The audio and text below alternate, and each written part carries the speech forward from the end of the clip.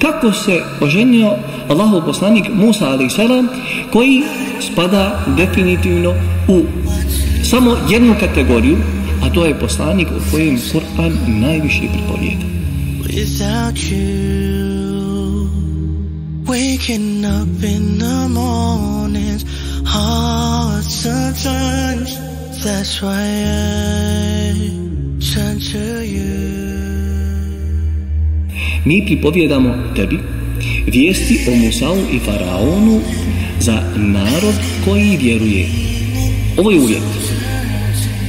Da vidiš ono što je pouka, da vjeruješ u te ajete.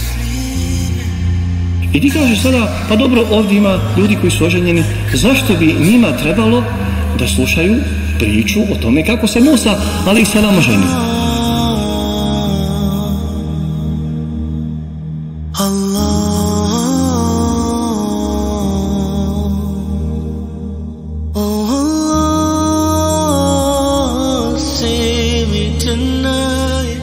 Ovi ajeti sadrže ono što je potrebno tebi koji si oženjen i tebi koji nisi, onoj ženi koja je udata i onoj koja nije. I zbog toga su veličanstveni ovi ajeti.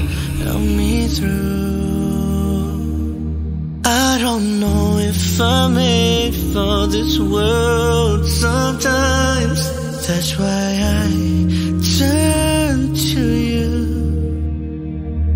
Pa Musa a.s. Allah mu je dao ono što je najbolji put za njega.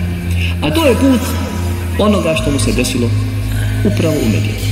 Kaže uzvišeni Allah: وَلَمَّا وَرَدَ مَاءَ مَدْيَنَ وَجَدَ عَلَيْهِ أُمَّةً مِنَ النَّاسِ يَسْقُونَ. Kada je došao do bunara u Medijanu, vidio je grupu ljudi kako napajaju svoju stoku. وَوَجَدَ مِنْ دُونِهِمُ امْرَأَتَيْنِ تَذُودَانِ. A nedaleko odatle vidio je dvije žene, zapamti da su žene, koje su svoju stoku odbijale od tog bunara.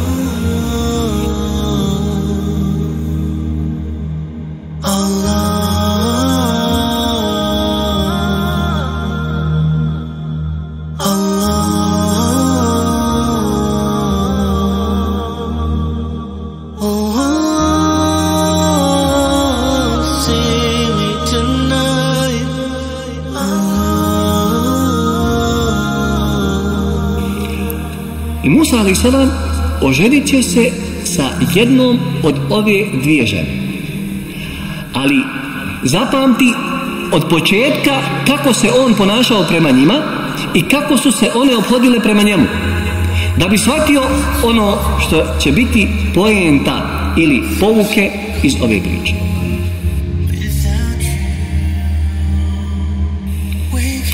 Vidio je dvije žene koje odbijaju svoju stoku. Zašto dvije žene, a ne jedna? I zašto kada im je potrebno da napajaju stoku, da ne napajaju stoku?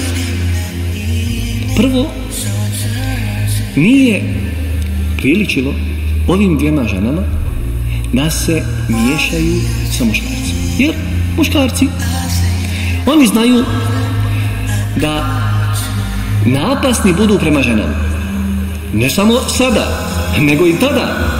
A ne priliči čestitoj ženi da nalazi se u blizini muškaraca koji će napasti.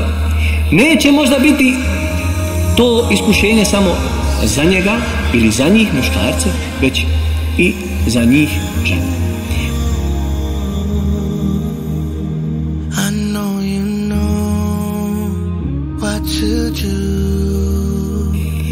I ti misliš da ovo nema veze sa sadašnjošću? Ima Boga. I te kako? Radi čovjek, muškarac sa ženom. Na poslu manje muškaraca, više žena. I on sa njom u priči. O svemu pomalo.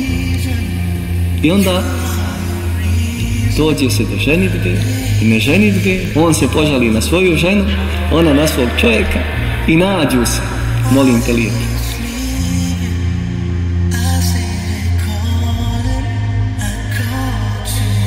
Ove dvije žene pridržavaju se svih principa koje Allah Želešanu hoće da se sačuvaju svih nevaljalih ljudi.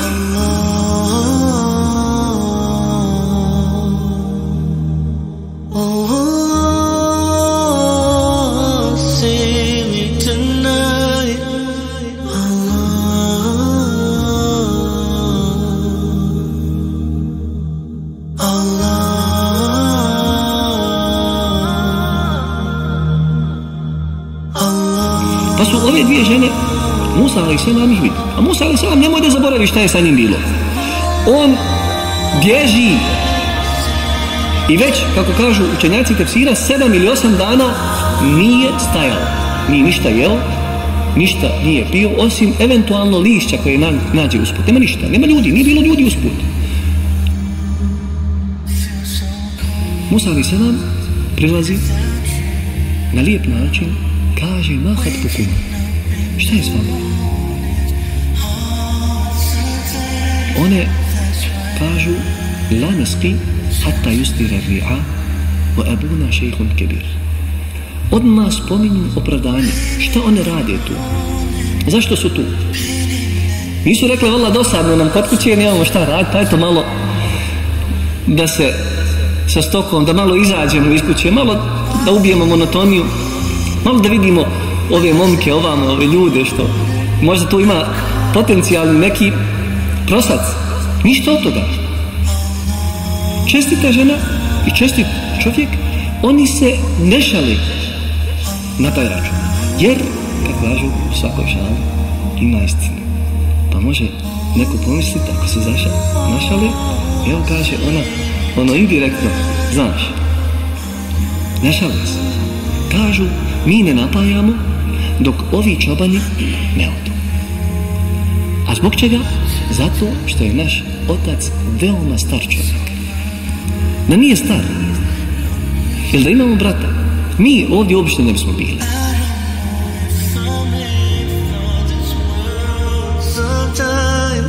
That's why I turn to you. No matter the season.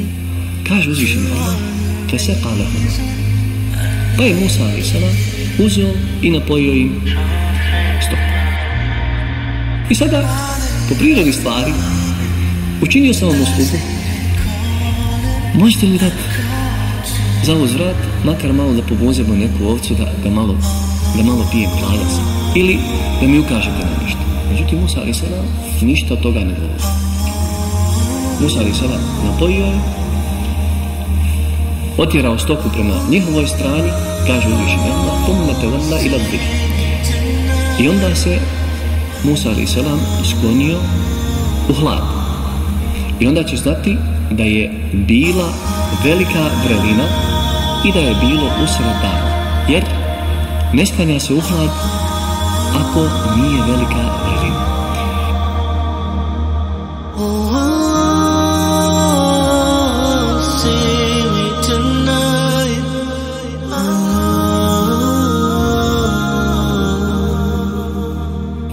Pa se Musa a.s. sklonio u hlad. Kaže, Rabbi, inni lima anzalta ilayya min khairin faqir. Gospodaru moj, meni treba da mi daš. Ili, gospodaru moj, ono što ti daješ meni je potrebno. I ovo je način kako da se približiš uzvišenom gospodaru. Da uradiš dobro drugima.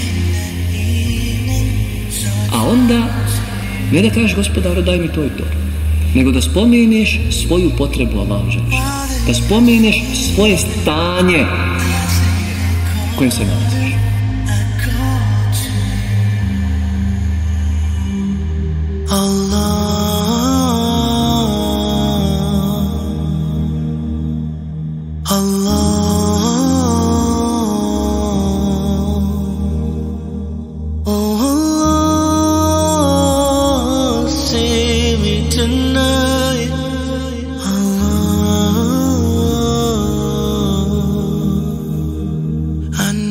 to je jedan od najvećih vidova tvog i mog približavanja gospodaru. Kad se nalaziš u belaju, u musibetu, ne kažeš gospodaru moj daj, nego iskaži gospodaru moj, ovo stanje u kojem se nalazim je stanje koje je stanje moje nemoći. Ne može mi pomoći nikom se tebe. Allah to voli. Allah to voli i Allah te tako pomaže kad tako se prema njemu uzvišenom postaviš.